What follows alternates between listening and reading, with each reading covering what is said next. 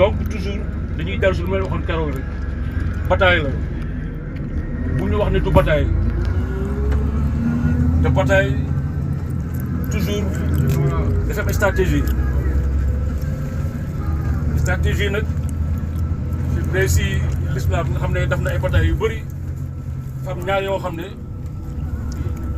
moo njëkk te référence la bu njëkk ba mooy xare Badar dañoo gagné woon parce que dañu teg stratégie bu baax gagné mu amaat beneen bu si toppaat mooy Uhud boobu bu ñu demee prophète bi wax leen ne leen da ngeen taxawee nii nekk moo wax la foog nga war a taxaw pour ñu gagné bataille parce que ñooñu ñoo leen ëppoon ennemi yi malheureusement respecté wu ñu consignes yi.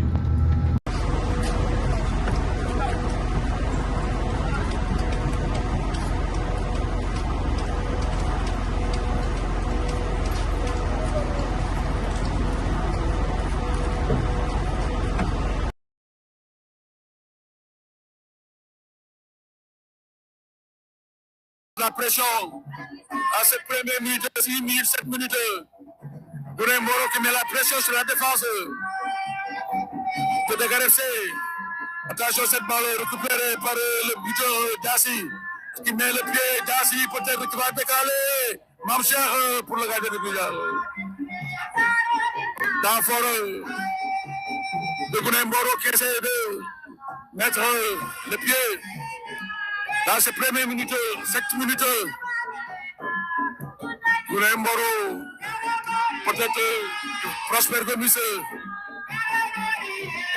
balle qui va sortir.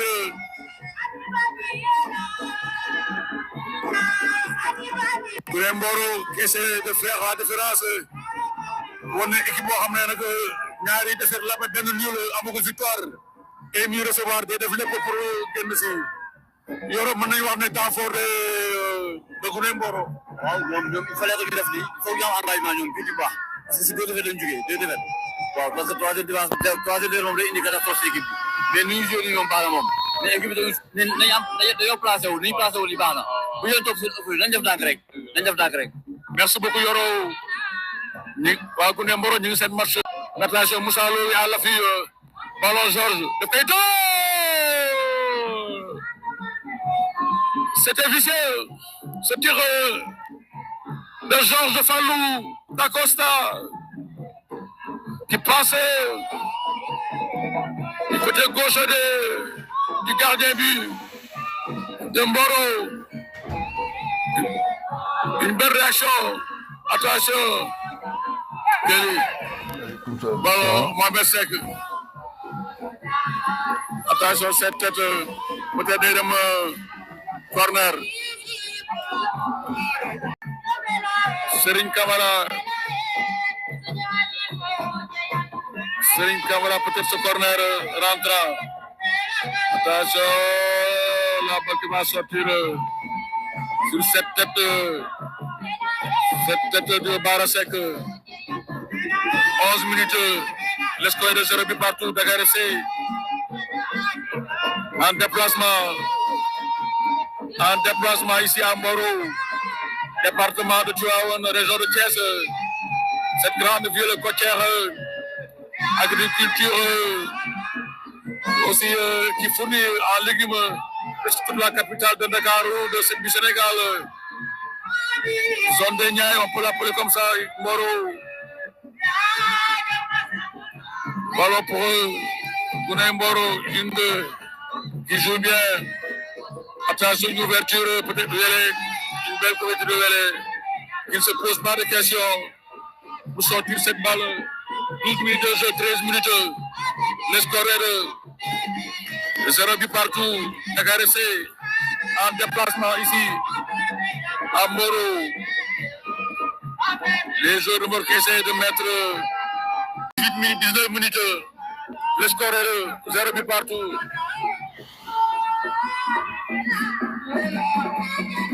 Ballon pour une touche. Moussa Lo, bien joué Moussa.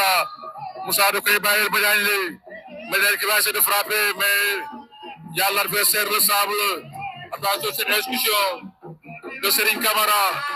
Serigne Camara qui a obtenu une faute. D'ailleurs, faute. Serigne Camara, faute de Balla Diassi. Avertissement verbal pour Balla Diassi. L'enfant de Castor FC de l'académie. Attention, cette ouverture, balle destinée à Mohamed Ba. 6 mètres, 5 mètres 50, 20 minutes, le score de 0 but partout. Il y a 20 minutes, 20 minutes. Oh, 20 minutes, 0-0, ba léegi ñu ngi cherché wu. Mais dañoo pour ñu gisee day métti trop. Pour ñu gisee suñu biir yi day métti trop parce que avant ñu joué suñu biir nii. C'est la première fois que ñu classement bi nii. Voilà, il faut gars yi tamit loolu ñu koy sóoraale bu baax. Mais actuellement nii booy ñu ngi gisee ñu ngi ci match bi moom. Waaw dañu def nànk rek. Tey lu am suuf see bëri moo tax dañu def nànk rek. Merci. Il vient de faire sa rentrée. Franc daf koy bàyyi la Lamine Samb qui va trouver le capitaine tegal na ko un tir repoussé de Jean Diassi.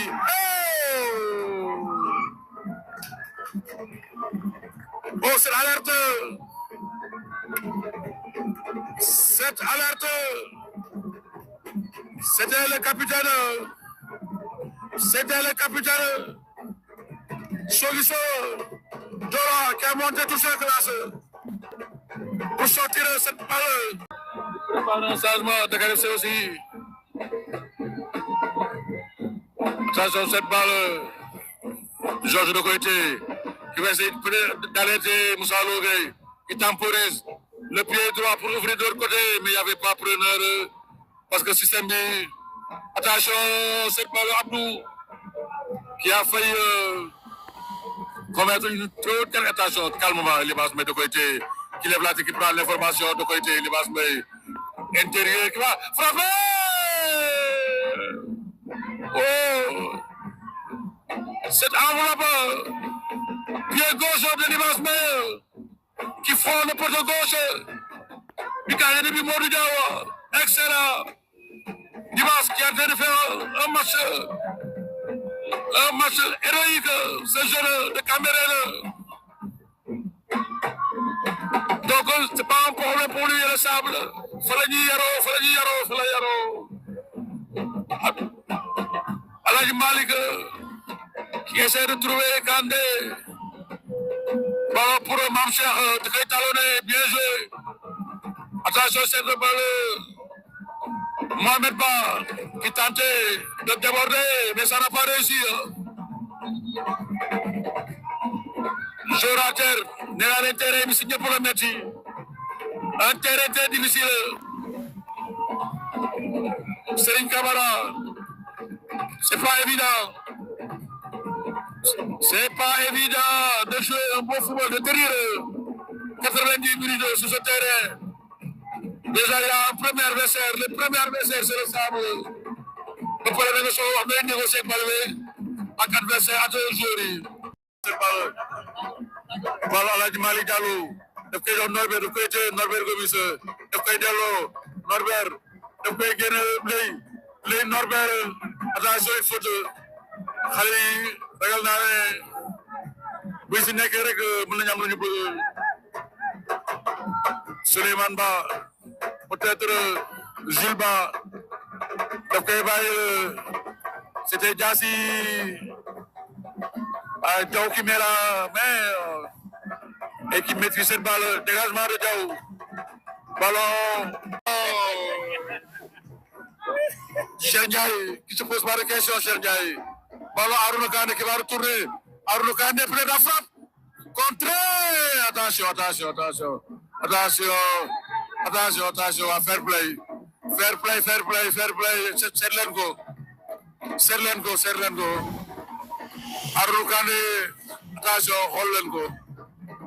Bel geste de fair play de Dakar FC. À 3 minutes de la fin. Très beau geste de fair play de Dakar FC. Attention di nuyu waa population Mboro bi ne leen nag vraiment jàpp leen rek. Monsieur le maire jàmbaar xam naa ne dina fexe ngeen am terrain synthétique. Xam naa ne moo leen ko gën a bëgg monsieur le maire. 34 points, inside 35 points. Tout seul à 2 minutes de la fin. Dakar def na changement, def na pression, mais def naa ne un point yi daal bu deful nag moom la ñuy yóbbaale peut-être à défaut bu 3 points yóbbu suñu 1 point.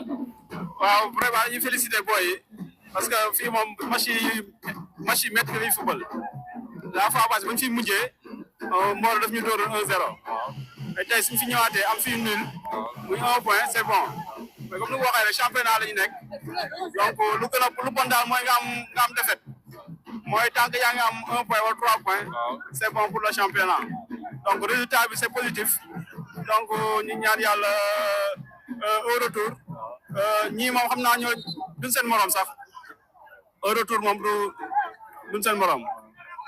waaw parce que tey boo xoolee lii Dakar FC def parce que tey ñu indi classement boo xam ne tey kenn xalaatu ko woon parce que état terrain bi ak fraîcheur kon boo xoolee Dakar FC gagné na ñaar parce que gagné na fraîcheur am na point kon nag joué nañ tey rek à 1 minute man gëm naa c'est une très belle opération Doudou. waaw c'est une très bonne opération parce que mooy la ma wax rek championnat la soo di génnee à l'extérieur soo mun a am victoire moom soo amee 1 point c'est bon donc loolu moom résultat bu baax la donc match yi des rek ñu fexe rek ba gagné ko à domicile moom xam naa ñi moom su ñëwee à Dakar doole yi sax yamul nous sommes meilleurs que donc di ñaan yàlla rek yàlla na ci yàlla def sutura quoi.